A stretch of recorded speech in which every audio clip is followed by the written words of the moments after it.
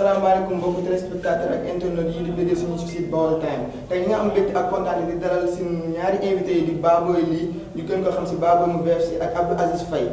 avant tout dañ leen di bàyyi ñu présenté wu ñu door a jàll suñu thème général Baboy na nga def. Bonsoir à tout le monde, je m'appelle Mamoudou Ly, mon surnom c'est Baboy Ly. Je suis de la team VIP Fashion Club qui est créée début 2014. Bon, c'est un grand plaisir de venir présenter ici ce soir pour l'émission La Vitrine. waaw su duggee si Baboy lañu jàll si Abdou Aziz Faye. les internautes yi nga xam ne ñoo nekk di ñu seetaan BaolTimes. ginnaaw bu ñu dalalee suñu invité yi maintenant on va passer droit au but avant tout dañu jox la parole Baboy Ly parce que moom moo bokk si team parce que depuis 2015 dañu xëy un bon jour di dégg team gars yi xamuñu ñuy team Baboy gars yi ñu ngi laajte lan mooy team ak lan mooy ay objectif team. Team boo ko déggee mooy équipe team c'est en anglais mais mooy équipe ay nit ñoo xam ne ñooy ànd di organiser quelque chose wala ñu benn affaire team ci gàttal mën naa mooy mbooloo nit quoi nous avons association. Abdou Aziz Faye na nga gisee sa opinion Baboy Ly nan nga koy gisee. en fait xalaatam la wax na team mooy équipe ça c'est vrai mais en fait utilité li ñu naan njëriñ mën ngeen a nekk équipe mais en fait équipe si lan ñun lan la war a def wala lan la war a jëriñ ba war a doon équipe parce que bu ñu waree équipe rek xam nga dañu war a am benn vision quoi mais en fait bu dee team moom bu dee mooy équipe bu amul vision. comme ni nga ko déggee Baboy nee na team association la mooy booloo mais Abdou Aziz moom daf ko tontu nee na team mooy comme genre leen la ko mën a jàppee mooy équipe bu amul vision kon équipe bu amul vision boobu noonu loolu kan après avant tout dañuy dem dañuy delluwaat si Baboy Ly laaj ko Baboy selon toi team lan mooy importance su team ak lan moo tax ngeen fondé team yi à Diourbel c'est ça qu'on voulait savoir parce que si on parle de team à Diourbel on va parler de 808 on va parler de VFC on va parler de BPOD on va parler de DC et tout team yooyu yëpp on sait pas ñu xamuñu sax seen tur avant tout lan mooy VFC ak lan mooy importance team à Diourbel. Bon contentement di tontu ci seen réponse yi ñu posé quoi parce que ma yàgg ci team kon question bi nga ma ci laaj damay sama tuuti ci VFC su ma la koy définir mooy VIP Fashion Club. VIP yoo xam ne dafay signifie very important personne fashion quelque chose qui est un mode club regroupement de personnes. moom bu dee team amul vision ci gis-gisam la waxee parce que ñun am nañ vision am nañ objectif parce que ñu ngi organiser ay événements ñu ngi def ay dons ñu ngi def ay ndogu ñu ngi def yeneen affaires yoo xam te ne day participer ci développement te lépp luy participer ci développement rek pour man am na benn vision quoi. merci Baboy. Baboy a défendu ses opinions kon yow Abdou Aziz yow la nga xalaat si loolu Baboy li wax parce que neen bon en team dañuy def ay dons et tout aspect positif quoi yow la nga xalaat si loolu mu wax quoi. mais en fait li mu wax dëgg la ñoom ñu ngi organiser ñu ngi def lépp tout ce qui est bon mais en fait dañ ne organisation yow léegi ñoom soirée la ñuy faral di organiser te 100% bombage la la te ñun ñëpp xam na la ñuy fekk bombage suñu originalité benn. bu ñëwee si don de sang wala ay quelque chose dinañ def 100 soirée la ko def benn don de sang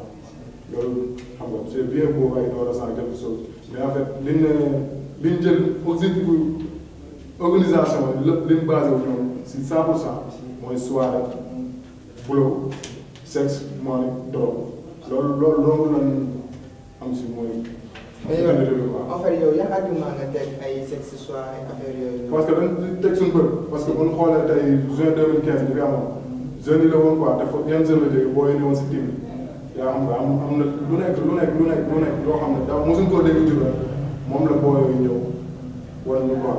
très bien waaye surtout yow Baboy si lan lañ mën a figé wala si lan lañ mën a jàppandoo team lan lañ apporté jeunesse Diourbel waa ak lan lañ fi def loo xamante ne au moins. suñu génération bii di ñëwaat wala ñun suñu nee ba ami doom day ne au moins ça lii team ñoo ko fi def ñun loolu si lan wala team lan la qu'est-ce qu'ils ont apporté à la jeunesse est-ce que jeunes yi ñu ngi si gis avancement est-ce que jeunes yi ñu ngi bokk team bien vrai que ñu ngi suivre seen étude normalement parce que umpale woon na daaw team yi tamit même si police ñëwaatu ay borom école quelque part fa ñu mën a dugg si ay site bi publier ne école am bi bokk si team dafay daal et tout kon team lan la apporté jeunesse Diourbel waa instant bii nii ak lan lañ war a mën a def ba pousser jeunes yi ñu bokk si team wala ñu bàyyi team. bon ci li mu apporté jeunesse Diourbel waa bëri na jeunesse Diourbel waa donc la team yi apporté parce que team yi boo seetloo mun commencé ak léegi ci développement ci fépp lay daal fépp lay touché parce que gis nga démb samedi bi boulangerie bi dafa fanaanoo jaaykatu café yeeg meew dañoo fanaanoo jaay taxi yi dañoo fanaanoo liggéey ceketaamaane bi dañoo fanaanoo liggéey kon ku ci nekk yaa ngi ciy bénéfice yu boutique yi aussi pareil team soppi na ay xale yu bëri team defal na ay nit ñu bëri parce que boo ñëwee bokk ci team nga gis booy bi bokk ci team moom lii lay sol dafa rafet yow tu vas faire le maximum possible boo doon dund tu vas laisser à côté nga jéem a ñëw dund bu bees bi gars yi dañuy ñëw def ay affaires yu rafet ñëw jël seen i oto ñëw soirée dajale ticket jàppale la ñëw soirée gars yi jënd conseil jeexal ko salon yi ñuy teg ci biir soirée dañ koy loué ci ay menuisier fauteuil yi ñoom aussi ñu ngi ciy gis seen wàll watkat yi bu soirée amee tey samedi du ma dem ak sama bopp bi ni mu mel damay dem ma watu dem ci xaalim saa wala kenn ma mu jaay ma yëngu bu des tàpp ma sol parce que samay morom laa fay fekk damay ñëw damay def telle sorte kenn du ma kii. waaw noonu la fa dem mais man nee laa la bëggoon laajaat tamit xaalis boobu noonu xale yi di jël di loué oto parce que supposons ko tey benn Ablaye Diouf dañuy joxe un exemple benn Ablaye Diouf tey mu dem jël 3000 francs loué ko teg ay moomam man loo si oto te su xëyee gars yi lu leen dékkee daf leen tër yow xaalis boobu man sincèrement après lii xale yi souvent fa lañ jëlee xaalis boobu yenn somme di ko développé di ko def si pour benn guddi loolu xale yi fa lañ koy jëlee suñu génération quoi. bon man de sama gis-gis xale yi sàcc parce que seen kër mu amuñu lu ñu fay sàcc 3 millions bu la neexoon léegi balaa ngaa génn fii doon koy am 3 millions jaaxal la ci dëkk bi nga dëkk léegi bu la neexoon sa montre bii li muy jar pour 3 000 nga tekki ko jaay ko mu nekk 3 000 nga dem partager say yow ci oto. li mu wax noonu je n'ai rien à voir parce que muy naan ay booy solo def nii def nii mais booy est-ce que ñoom ñu ngi yàqu mentalement physiquement seen solo parce que da ngay gis góor solo romb la nga ne lii est-ce que góor la yow wala jigéen moo la romb parce que day yàqu complètement day naan yow kii ban façon nit la surtout tamit bu ñu ñëwaatee ñoom seen jigéen la parce que da ngay gis yow nit gel na lay romb sol def soutien ak slip yow nga ne kii après yow ci day buloo quoi su dee loolu mooy buloo mu jàpp mooy buloo après loolu moom. ah d'accord comme bon mën nga wax ay bët. li ci bàyyi gis nga ci solin bi tenue loolu tenue soirée booy dem école sañoo sol lu sexy mais soirée aussi loolu suñu di sol ay docket. mais en fait gis nga sol dañ la war a respecter parce que respect dafa am njëriñ parce que boo solo noonu romb la rek caga la mën a woo bu la wooyee caga yow waroo sax. mais xam nga bu dul soirée su ma xëyee ne man damay dem école du ma ñëw di sol ay tuba yu sew yoo xam te ne su ma demee professeur wala kenn mën na ma ci daal damay xam ne soirée la am naa droit sol lii tenue soirée la ma sol ko soirée bi jàllee su ma yeggee si mi teg ne.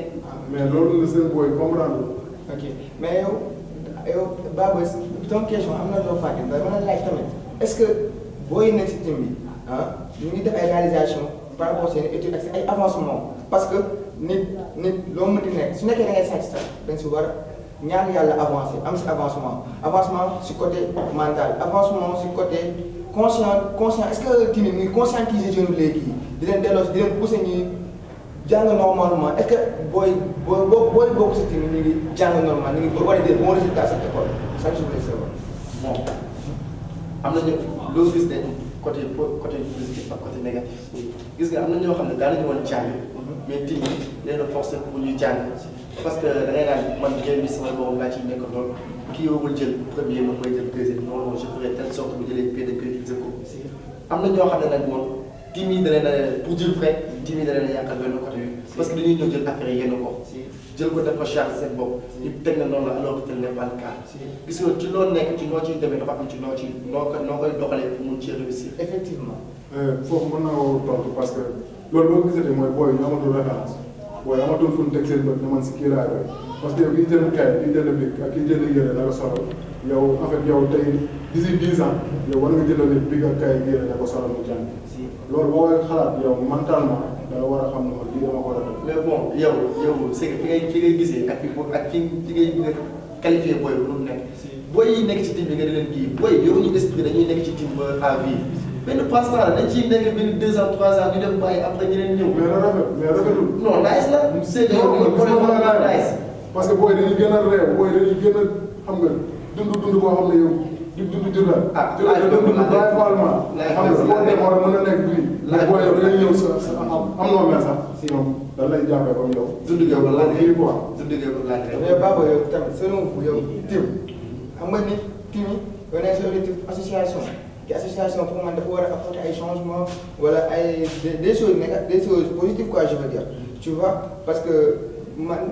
souvent les grandes associations wala pays wala région association boo siy dégg tey jii moo seet su demoon dëkk boobu dina kat au moins orphelinat bii de association bi moo fa def lii wala dëkk bii de association bi moo fa def lii tim c'est une association c'est du truc événementiel vous organisez des événements mais benn question laa bëgg a ñëw surtout pourquoi les teams de Diourbel team soo déggee team rek soirée man c'est ça que je voulais savoir. Team soirée. dama lay tontu. si c'est sa question. si. mini club. dafa tëjoon lu ko tëjee. soirée. team mais team boobu moo soirée boobu team moo ko def. mini club mu ngi nii tey jii di accueillir ay nit. si dafa tëjoon. hôtel Balkan. bi muy soog a ubbi kenn xamu ko. VIP bi ba fa tëggee soirée la moom da ngay gis léegi destination bi ñëpp nii la ñuy def. ma wax la yow boo defal soirée nga am fond. nga xëy suba da ngay seet wala da ngay def benn don fan nga koy jëlee. ah ça c'est vrai mais je suis d'accord parce que pourquoi léegi yow nekkul kër wala nekkul benn asus boo xam ne duñ ko mën a tuddee yoo xam ne day defaraat booloo bi pourquoi pas ñoom tim jëlaatul loolu noonu bi ñuy gañoon après soirée wala après du soirée la ñu jënd ko ay poubelle dem teg ko si école ñu ne lii poubelle bi cent bi wala poubelle bi rim pourquoi loolu noonu aussi yu bëri yoo xam ne yow tey ñoom ñoo ko war di def yi nga xam ne club anglais tey ñoom amuñu wala club lu mu mën di doon si école du am yenn moyens mais da ngay gis tey benn team boo xam ne yow si caaxaan lay focaliser li muy def amul si benn rendement loo xam ne si jël connaissance wala quelque chose xam nga comme ça yow ki nga xam ne moom suñuy focaliser wu si ay kayam leneen ak leneen di jàng nekk si ay club wala leneen ak lu mel noonu moom mënut am loolu yow nga am ko liggéeyoo ko. xam nga loolu léegi demaat xam nga ba ñun du amaat benn kii bi quoi. waaw dafa ne Baba d'accord ma la si ce point sans quoi laay revenir man moi je suis d'accord parce que su soirée du Diourbel du tim kese mooy soirée Diourbel parce que des fois on va des ASC ñu def ay soirée des associations mais ASC yooyu seen soirée boobu am fond mais man nen laa comprendre depuis loolu te loolu laa bëgg ngeen éclaircir ma chaque samedi chaque événement événementiel lu tim dafa basé wu si soirée focalisé wu si soirée xanaa fond nag. fond neuf soirée tamit soo amatul fond dootoo amati sa fond wala ak xaalis boobu ngeen ngay soirée bi xaalis boobu soo paree loolu laa bëggoon xam na ngeen koy def. bon man je vais pas répondre à la place des gens man damay répondre à la place de la team VIP Fashion Club parce que je fais partie là-bas VIP Fashion Club yow ñaata yoon ci année bi ngay dégg mu soirée. bon plus ou moins bëri na bëri na quoi je peux dire. deux année bi ñu ci weesu deux soirées. mais deux soirées boobu xaalis boobu fan lay dugg. bu ñu defee soirée. tey da ngay xëy benn école de Fosco ñëw def la parrain parrain bi da ngay ñëw jënd ay ndox wala loo ko mën a jàppale nga ñëw jox ko après nga def sa délégation ñëw dana leen liggéey jàppale leen nga xëy comme nga am kermesse yow sa école am kermesse ngeen ñëw invité ci mu ñëw débloqué ci xaalisam benn somme ñëw def lu nice pour sa réussite parce que yow sa xaalis boobu noonu ngay gagné après tu l'as besoin quelque part d'autre keneen aussi mën na ñëw def soirée gagné defaat soirée gagné li mu am mënu ci def tey jii nii ay don wala ndog wala leneen mais day préféré defaat 4 ba 5 soirée li muy am nekk benn somme bi tey mu defee ko. tey jii yow doo ñëw ci benn politicien ne ko dama bëgg a def lii may may la. parfois aussi dañuy soxla divertir mun dañoo am bénéfice. duñ ko def ci dara dañuy am envie de lekkal ko suñu bopp def sorti. dem sànni wala dem fenn noos. mais foofu day doon ko seen aussi mën naa mais gaspillage bi aussi def si bëri. boo dañuy yàq carrément mel ni li leen di jox amuñu ko itteewaat. donc man benn comme tey jii yow nga jënd benn affaire benn coob wala benn boisson tey nga fekk ay sa gaare toog nga def tur ne yow yaa ngi def sa salle boulot wala lenn. loolu affaire dafa tilim. yooyu comme lii mais dafa tilim dañoo mën di jàpp comme tey yow da nga def benn affaire mu jaaxal la après yow da nga ko xalaat comme que nii. non ça je suis d'accord avec toi mais li ma la ci wax mooy yow boo seetloo loolu esprit boy bi la woon mais esprit d'avantage bi amatul ay jënd ay boissons di képp amoon na moom bien vrai que amoon na gars dañu ko doon def mais amatul moom. fay boobu moom je suis d'accord. waaw mais leen tamit avant ñuy dem ci dernière question leen tamit bëggoon naa ñu dellu si Baol. En 2015 on entendait que 808 VFC OGBT BBOD et des teams poussières quoi ay HTC et tout et autres je ne veux pas tout citer quoi mais leen laa bëgg a xam est-ce que team yi yéen seen biir n'est-ce pas si je crois team kese la peut-être les noms les différences est-ce que team yi am ngeen parfaite entente est-ce que team mës ngeen woote un jour pour jéem a sukkal seen dëkk wala est-ce que team mës ngeen woote pour jéem a def loo xamante ne lu nice la loo xamante ne ñu ne team yi kat parce que à Diourbel moom réputation team on dit pas que dafa rafet parce que depuis mois de juin 13 juin depuis 13 juin ba affaire boobu amee yenn parents yi dañuy tere seen doom yi génn guddi yenn parents yi seen doom sax ñemewuñoo tàggoo guddi depuis loolu amee ñu ngi laaj est-ce que team am nañ parfaite entente avant tout est-ce que team mos nañu toog jéem a xalaat ñoom dañu jéem a réaliser dara si dëkk quoi. gars yi ñu ngi ci projet bi. xëy na yoon la sori mais gars yi ñu ngi ci. oui li nga wax aussi team yi amoon na ay temps dañu defoon benn organisation ci ñëpp lañu regroupé woon ñu tuddee ko organisation des teams mais xam nga rek game bi moom ci yëpp quoi muy artiste mbalax maanaam rappeur ci loolu nekk rek ngay def sa morom di ko def doo nangoo féete ginnaaw doo nangoo des ginnaaw moo tax muy am concurrence yow da ngay bëgg di fight ba yow doo nangoo des ginnaaw doo bëgg kenn diriger la doo bëgg kenn imposer la doo nangoo kenn jiitu la aussi moo tax nag léegi pour team yi ñoom ñu toog regroupé wu boolee benn idée benn xalaat ne ñun team yëpp kat ñu jug defandoo affaire bi wala defandoo affaire bi ñun ñëpp non duñ ko nangu parce que bu ci nekk dinañ am benn côté boo xam ne boo ci yëgee da ngay gis sa bopp parce que sûrement dina am président am lii président bi bu nekk da ngay naan pourquoi pas di jóge sa team si moo tax nag team yi pour kii comme ni ñu ko tàmmal di waxee géemu dëgg boo ci nangoo foog nga boo ci nekkee foog nga nangoo doon sadik da ngay sadik ba kenn du la jiitu ci benn côté en fait foofu bàyyi ma toog ko parce que man comme que da ngeen a équipe rek équipe borom nangu de kii moom mooy jiite wala kii mais boo nee team ne ñu lay team la wala ñu lay équipe la da nga war a respecté ku nekk bu dee noonu li ngeen doxal ne dëgg la noonu la parce que aussi tamit Diourbel jël noonu si team bi jël nga exemple ci équipe yi football fii nawetaan boo ñëwee football si doon na ko kenn gañe la c'est vrai mais après au dehors da ngeen a war a nekk ay nit non ñun ci biti on se connaît de billaahi bu nit dafay soirée invité da ngay ñëw def ful ñëw dagg dige dugg loo am nga def ko ci mais aussi foofu boo ñëwaatee Diourbel ay comme booy dafay am mais booy tey li mairie bi di fay ay jigéen wala ñeneen ay toit ay mais booy mënoon nañ di ko par dimanche benn kii wala Diourbel bi yëpp dañ lay am benn poubelle ñu bind si directeur wala 800 dem lii booy ñoo ko fi teg loolu suñ job ana poubelle yi fi politiciens yi tegoon mais war ma ci benn ci dëkk bi gisoo ko voilà mais léegi yéen loolu yéen a ko war a toog wax ak booy loolu suñ job mairie bi moom xaalis bi ñun ñooy seen dëkk mais baax ci nekkal sa j'ai une question pour toi t-shirt bi nga sol ku la ko floqué sama xaalis sa xaalis bi dafa fay kii floqué demal nga laaj ko tuuti ban rendement la ñu amoon waaw d'accord xam nga loolu kuy floqué moom la lii mais lenn constaté nañ ko Diourbel tamit ak lu gën a tax yenn grand yi intime yi rivalité surtout la rivalité dafa bëri trop si team yi parce que da ngay gis benn man je faisais partie des teams bon j'étais un peu connu mais da ngay gis benn Baboy exemple par exemple Baboy sama grand fu ma ko romb damay sumi sama casquette nuyu ko parce que je le respecte mais le fait que man ma bokk benn team rek ba bokk team su ma ko rombee ay jaaf laa koy wax et tout loolu ñu ngi koy constaté si team d'autant plus team yi ay Facebook on voit du n'importe quoi des clashante ay boy yu dépassé seen moroomu mag à cause des teams tamit loolu tamit lépp ñu koy dund si team surtout Facebook mais team yi tamit yow Baboy maa ngi lay delluwaat question bi est-ce que yéen am ngeen ay rancunier parce que daa ko mën nañ ay rumeur team bi ak team bi dañ doon xeex si ville bi team bi ak team bi dañoo gise woon leer team bi ak team bi dañoo gise woon leer te surtout souvent c'est à cause des ay seen côté fii ay kii dafa nangu sama gel kii dugg Facebook clash affaire yooyu noonu coow bañ jógal fi ay poussière ay xeex loolu noonu est-ce que dëgg la wala parce que daa ñoo toog di dégg naan team bi ak team bi dañoo xeex est-ce que loolu am na team bi fi jotee laajte parce que am na boo nekkee ci wax kese kii di wax fële kii di wax fële ngeen di sànni ay traite ba ngeen ñamante après ku nekk xam yow mii kan moo la supérieur ngeen taxawee nii parce que làmb bi doomu bëri dara man pour man affaire yi am Facebook ci Facebook la quoi en dehors Facebook c'est plus Facebook man daf may neex sax gars yi di clash Facebook mooy dugg di lire stat yi di ree mais après bu Facebook bi jàllee da ngay daje clé clash sax mu romb la bégg la après bu dem yoonam nga xamante ne kii nii pour nit ñi gis ko nit ñi xam ne tey jii mu ngi ci benn niveau bii moo tax te alors que ñoom dañuy ñëw li ñuy jéem a dire ba ñoom li ñuy def lépp ñoom dañ ko def ba toog parce que am na ci yu bëri yoo xamante ne nii nekkul dañoo toog daje c'était une famille dañ doon ànd depuis l'enfance. ñu ñëw rek après jël benn mot indi leen ko.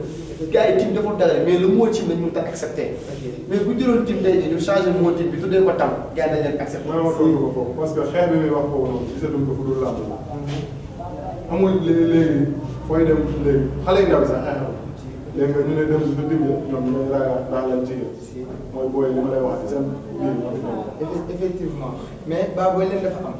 en 2015 temps yu tim di door a xew temps yooyu tim moom man tim ma di ko nekk mooy OGBT après si la jógee OGBT dem DC ba ni may bàyyee tim mais temps yooyu man j'étais maa ngi woon OGBT mais tim boobu da nga soirée compter 500 000 francs yoo xamante ne yaa koy moomal sa bopp wala 300 000 francs jëm kaw mais depuis le crise boobu ba mu amee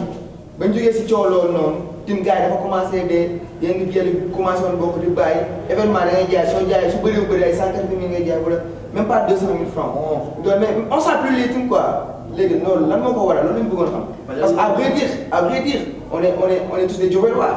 Diobel lañ dëkk Diobel ba tim di saf tim tamit gars yi di la noonu lañ ko woon soirée su tim tëggoon dimanche sax dafay fees on se dit la vérité aussi mais maintenant on sent plus les tim léegi lan moo waral loolu lañ bëggoon xam baax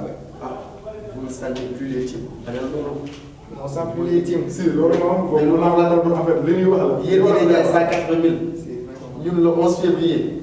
waa Vitrine baa ngi jégalu bu dee dégg ngeen ma boobu mën a wax li ngeen jaay mais on a vendu plus de 700 000 francs CFA. parce que risque lañ jël tëggu batal bu sori au début ñuy wax ngeen am ngeen def ngeen def daal. mujj ko war a éliminé kii bi entre 3 dana nekkoon unique à 2 heures du matin guichet bi dafa fermé gars yi am nañ fi taw. foto yi ñu ngi fii jigéen ñi buntu bi yaakaar nañ taxaw du ñoo dugg kon bu ne on sera plus les teams team yi ñu ngi doon am lañ doon am na ñoo xam ne ñu ngi koy am lu ko ëpp. am na ñoo xam ne mënu dañ koo am. si la bala ma tontu fi muy waxee mooy. samedi yi ñu doon tegal da ngay jël des événements samedi boobu yëpp di fi concert. surtout daaw parce que li ñu lay wax mooy li naan lu dëgg lu yàgg. te loolu ñoom ñi ma si gën a yërëm mooy gel yi nga xam ne ñoo fa newoon auparavant yi 2015 doon def taatu nañ ñu jàppale ñu yóbbu leen ñooñu xam nga seen koy boobu teewu man ñooñu nekk laa si gën a baax la ñoom sóoraale wu si loolu. man fan laay waxee ak ban aspect laay waxee mooy temps yu tim di nga doon di nga man parce que su ma waxee loolu dama ko teg fenn parce que man temps yu tim sax tim j'étais maa nekkoon OGBT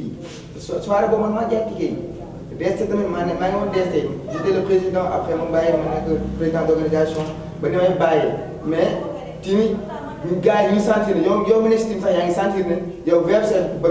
muy door a sax da ngay dem tim jël VIP da nga seen VIP ba sama doon jël mu jaral la nga dem jënd daal wala sa téléphone sax da nga koy jaay man mos a jaay sama téléphone ndax tim et tout sa téléphone mais instant bii gars yi sentir tuuti loolu lan moo ko mën a waral lan moo ko parce que on comprend plus tim moom à vrai dire on les sent pas mais ali tamit yow aspect taaru ne nga doon wax man moom à vrai dire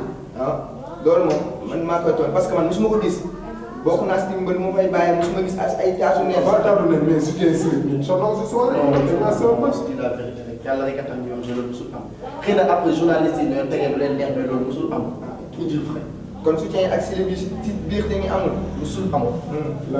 parce que soirée boobu ñun ñoo ko organisé woon. man en fait man. on avait man sama ASP comme parce que man ñoom seen ay team la ko man dama nekk nit ko am ma changé daal bi xam nga loi bu ñëwee nag yéen naan yoon bu jub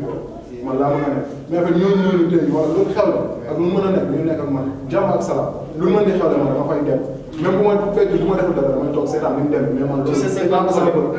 lu gën a biir yow xoolal nga doon seetaan dëgg ay soirée ay jame yi booy di tëdd di fekk di bombante bomb bu ñaaw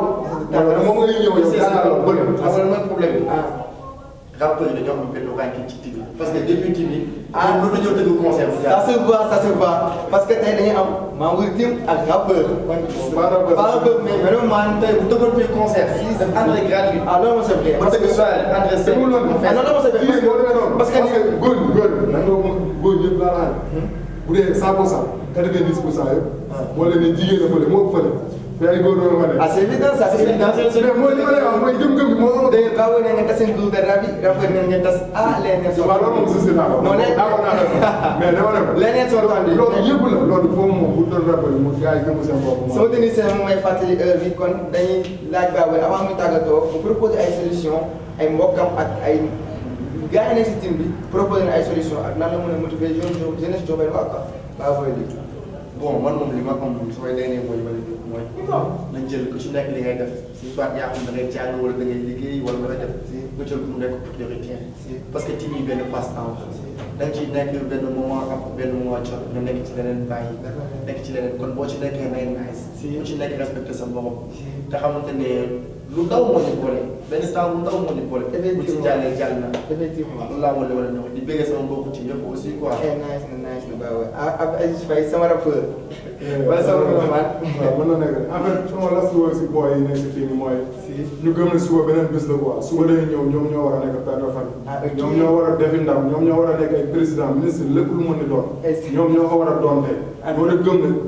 tim mën na la tàggal si lu bëri dañu war a gëm ne xam nga suba beneen bés la ñoom ñoo war a def ndam ñoom ñoo war a defal suñu cubal ñu bàyyi seen caaxaan yi te xam nga ñëw di vocaliser aussi suba beneen bés la mu dem si kaw. léegi da ngay défendre sa slogan quoi. slogan la mais xam nga li mooy raay quoi si des.